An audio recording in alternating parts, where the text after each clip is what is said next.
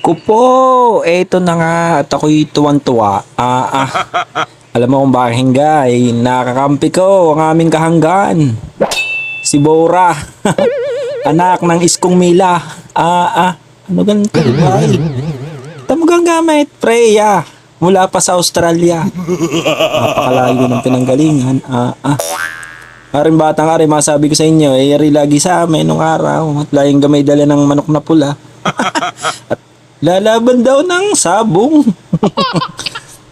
Katuwa ko rin lang at kami naging magkakampi ngayon. Aba, ay tingnan mo naman kung paano namin ginupakan ng mga kalaban. Yes! Ay talagang durog.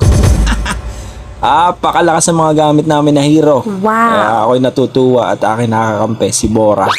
Kilala mo si Bora? Wow! Yes! Ito yung tunay na nananalasa sa Australia. Munti ka na nitong makakampi si